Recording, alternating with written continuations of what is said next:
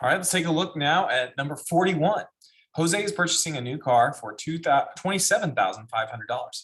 If the value of the car decreases at a rate of 11% per year, approximately how many years will it take for the value of the car to reach 12,000?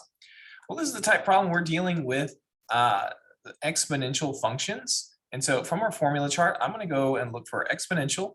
And here it is. And specifically on this one, the formulas that I look at are just here on exponential, these two rows. And I want to know, is it the interest changing continuously or exponentially? That would be the E. So continuous or exponential, I'd use this formula. And if it's not, if it's a certain number of times per year, monthly, something like that, you would use compound. And so I'm looking at the value with the problem here, and it says per year. And so that tells me I need to use the formula that from the left side of the formula chart, the compound interest.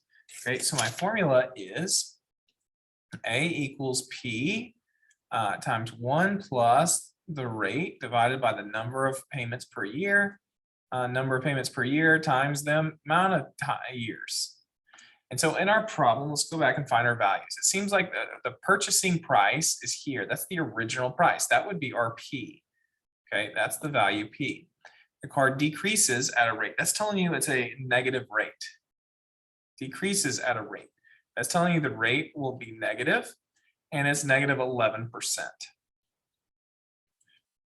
Which we can find out what that is by taking 11%, or I should say negative 11%, and dividing that by 100%.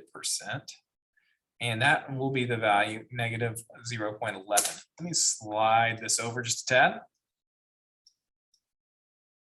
Well, that's not working. It's not cooperating with me very well there, but I think I might have created enough space. Negative 0.11. That's going to be our rate.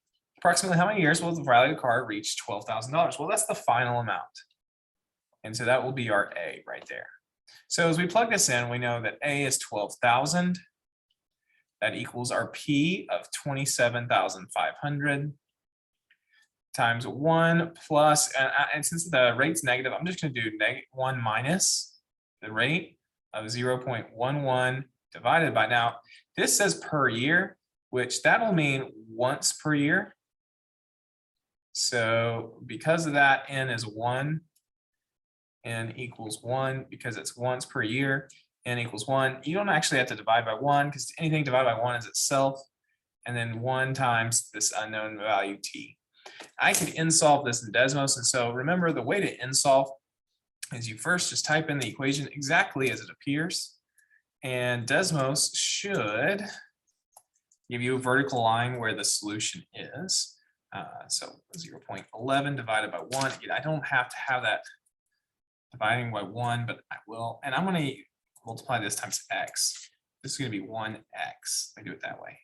And so it looks like that's going to be the year, approximately 7 years. You can see it's a little bit more than 7 years. So you might be thinking, well, how could I get the exact answer? Well, if you're insolving, after you type in the exact equation, copy the left side so it has y, graph y equals the left of the equal sign, so the left side of the equation. So y equals 12,000. And up at 12,000, we'll have an intersection with this value here, y equals the right side. And I zoom out, and I'm going to go up to 2,000. So just to make this quicker, they're going to cross at 12,000. That was going to be a flat line. So I'm going to just raise my y value to be greater than 12,000. I'll go 15,000. And so I can see that's where the 3 graphs intersect. My answer is going to be 7.116. So approximately 7. How many years will it take? I'll say 7.116. That would be my answer here. And if you were wanting to have a more exact answer, I'm assuming the calculator had to round there. The way you would get your exact answer is you would divide both sides by the 27,500, 27,500. And I don't know exactly how this would simplify, but I should just type in the calculator and find out.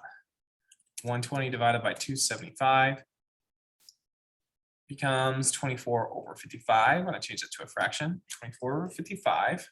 So we have 24 over 55 equals this. I'm going to reduce this number. 1 minus, again, dividing by 1 is still 0.11. So 1 minus 0.11 is going to be 0.89 to the power of t. And the way to solve something in exponential form is you convert it to a logarithm. So converting it to a logarithm, remember the base comes first. This is my base. So log base is 0.89.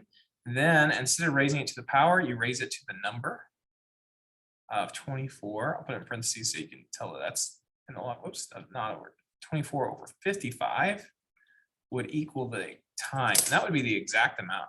So if I wanted to see that in the calculator, I could just type it in. LOG for log, and I'm going to hit shift minus to go down low for my base.